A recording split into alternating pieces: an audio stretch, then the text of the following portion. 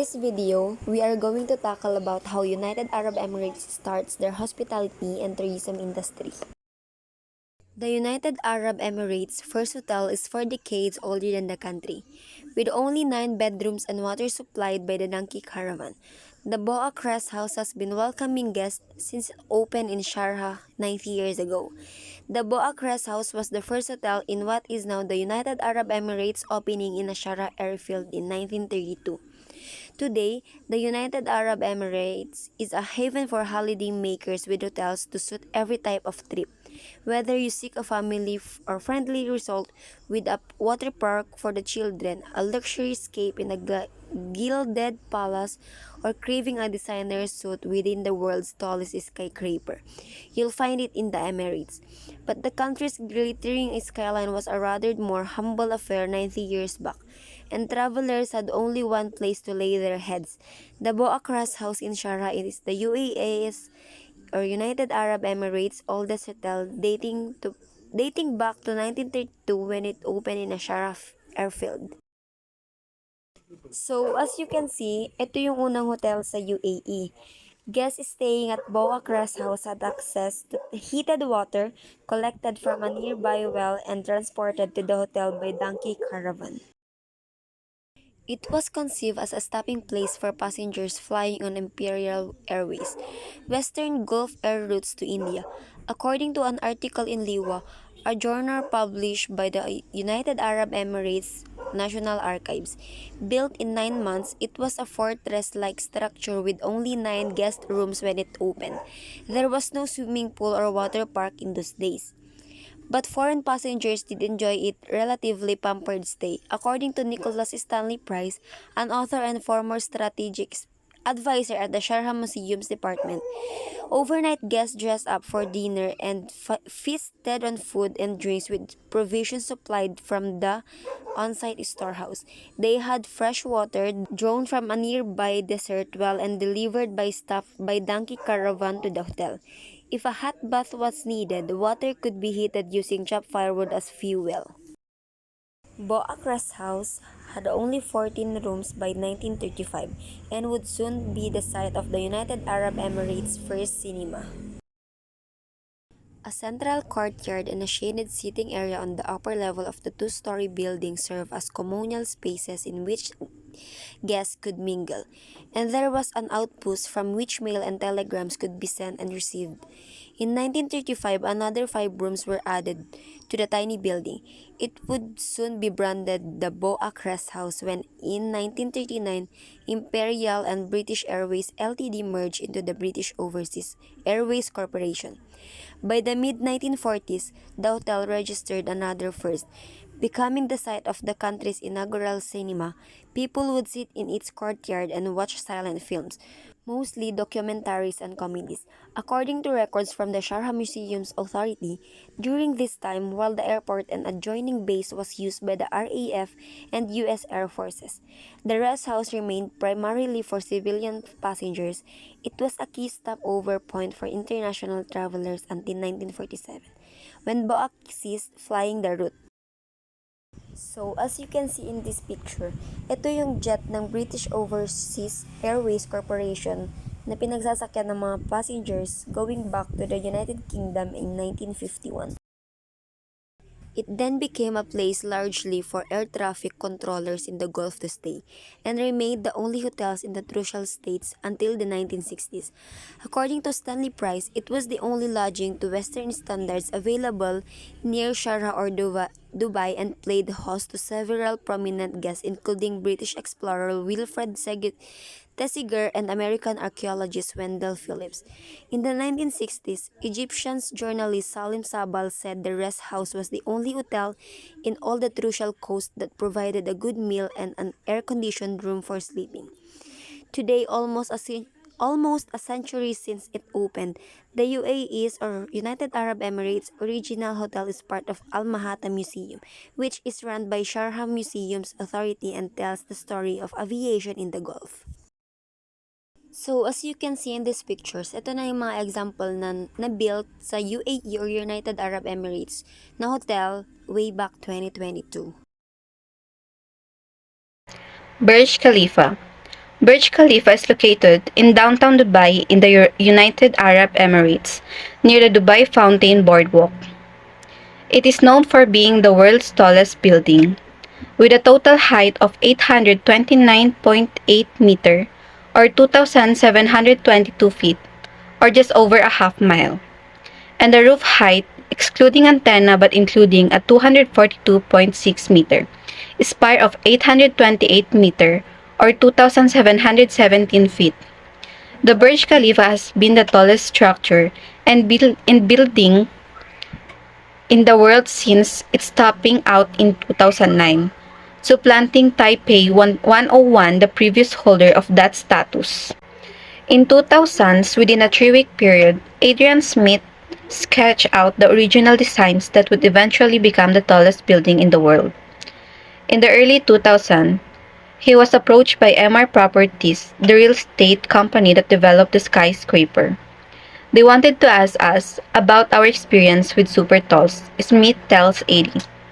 At the time, he was working at Skidmore, Owings and Merrill, or SOM, and had designed buildings such as Jinmao Tower, a 1,380-foot tower in Shanghai, and Zefeng Tower, formerly known as Nanjing Greenland Financial Tower, a 1,480-foot tower in Jiangsu, China.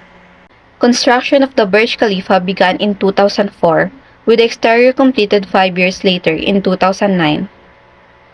The building was opened in 2010 as part of the new development called Downtown Dubai. It was designed to be the centerpiece of a large-scale, mixed-use development. In 2023, Dubai New Year's Eve celebrations reached new heights with the record-breaking Burj Khalifa firework display to usher in 2023. Here are the timeline of United Arab Emirates. 7 city-states: Abu Dhabi, Dubai, Sharjah, Ras Al Khaimah, Al Quwain, Ajman, and Fujairah comprise the UAR. Ajman is the smallest. Dubai is about the size of Rhode Island. 2200 BC, in what is now Bahrain, settlements and temples of the city-state of Dilmun, known as the City of the Gods and ancient Sumerian literature, were found by Danish archaeologists in 1950s.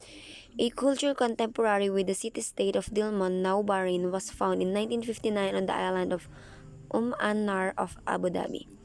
The Rashidun Caliphate, also known as the Rightly Guided Caliphate, comprising the first 4 caliphs in Islam's history, was founded after Muhammad's death. At its height, the caliphate extended from the Arabian Peninsula to the Levant, Caucasus, and North Africa in the west, to the Iranian highlands and Central Asia in the east. It was the one hold the largest empires in history up until that time. 1962, Abu Dhabi began exporting the oil it just discovered off its shores. 1965, Arab states signed the Charter of Arab Honor, an Arab League ordinance designed to curb an aggressive Lebanese press and to discourage mutually hostile regimes from attacking each other. 1966, Sheikh Zayed bin Sultan Al Nahyan, d. 2004, became the ruler of Abu Dhabi. In 1971, he founded the United Arab Emirates. 1966, oil discovered in Dubai, or UAE, provided cash for modernization projects such as the world's largest man-made harbor at Jebel Ali. 1970, iron dropped its territorial claims on Bahrain. 1971, December 2, the British pulled out of the Trucial States, 7 coastal Arab sheikdoms that included Sharjah in the Persian Gulf, and these states formed the United Arab Emirates, or UAE. Abu Dhabi, Dubai, Sharjah, Ras Al Khaimah, Quwain, Amman, and Fujairah merged to form the new federation. 1971, the Shah of Iran seized the tiny island of Abu Musa as Britain abandoned its former possessions in the Persian Gulf and the United Arab Emirates was being set up. The United Arab Emirates, or UAE, later contested Iran's claims to the island and 2 barely inhabited chunks of rock nearby. 1972, the UAE formed the Federal National Council, or FNC, It had no legislative powers and was set up merely an advisory board to the Federal Supreme Council, the country's highest governing body made up the Emirates. Rulers' elections to the half of FNC members began in 2006. 1973, November 25, three Palestinians hijacked a KLM B747 en route to New Delhi to Abu Dhabi. 1973, Abu Dhabi had a massive surge in revenue following an oil price surge. 1976, Sheikh Zayed of Abu Dhabi set up the Abu Dhabi Investment Authority (ADIA), which invested heavily in real estate abroad. At the same time, the government tightened control of property at home. By 2006, the fund had accrued an estimated 200 to $500 billion. 1980, the Bank of England licensed Bank of Credit at Commerce International (BCCI) imploded in 1991 under the weight of fraud. 1981, May 25, Sheikh Zayed bin Sultan Al Nahyan. 1918 to 2004, a United Arab Emirates president urged in five other Arab monarchies, Bahrain, Kuwait, Oman, Qatar, and Saudi Arabia, to form the Gulf Cooperation Council or GCC. The Unified Economic Agreement between the countries of the Gulf Cooperation Council was signed on November 11, 1981 in Riyadh. 1984, Gulf Cooperation Council or GCC members Bahrain, Kuwait, Oman, Qatar, and Saudi Arabia (UAE) agreed on the creation of two brigade 10,000 troops Peninsula Shield Force based in Saudi Arabia near the Kuwait and Iraq borders. 2021 May 2, Dubai's budget carrier Fly Dubai reported a loss of $194 million in 2020 as revenue fell by more than 50% in what is described as one of the toughest years in the aviation industry. 2021 May 2, prominent German philosopher Jürgen Habermas, 91, said he will not accept the high-priced Sheikh Zayed Book Award from the United Arab Emirates, reversing an earlier decision. 2021, May 18, the United Arab Emirates, it will offer booster shots to those who receive the Chinese state-backed Sinopharm vaccine 6 months after vaccination. Last month, China's top disease control official, in a rare acknowledgement, said current vaccines offer low protection against the coronavirus. 2021, May 26, Yemeni officials demanded answers after an Associated Press report highlighted a mysterious air base being built in a Yemeni island is one of the world's crucial maritime choke points. The runway or Mayon Island allows whoever controls it to project power into a strait and easily launch airstrikes into mainland Yemen. Military officials said the UAE is building the runway. 2021, June 11, South Africa said it has finalized an extradition treaty with the UAE that would allow it to bring back members of an Indian family accused of involvement in high-state corruption of face trial.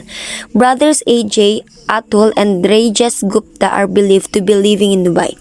2021, June 11, the UN elected 5 countries to join powerful 15 members UN Security Council with no suspense because all were unopposed: Brazil, the UAE, Albania, Ghana, and Gabon. 2021, June 12, Dubai Health Authority or DHA said about two-thirds of people eligible for inoculation against COVID-19 have now received 2 doses of vaccine in Dubai, the tourist and business hub of the United Arab Emirates. 2021, June 16, it was reported that Germany's finance minister has ordered the purchase of data on Germans with assets in Dubai as part of efforts to combat tax evasion, following similar purchases of regional authorities of data from Switzerland in the past decade. 2021, June 22, the Abu Dhabi Health Authority's phone application showed updated criteria for vaccine access, saying visitors to the capital could now get the COVID-19 shot by presenting their passports. On June 24, Abu Dhabi announced that it would not allow tourists flying into the Emirate to receive coronavirus vaccines. 2021, June 22, Dubai's state-owned sovereign wealth fund announced a net loss of $5.1 billion over a past year. It marks the first loss in a year for the investment arm of the Dubai government.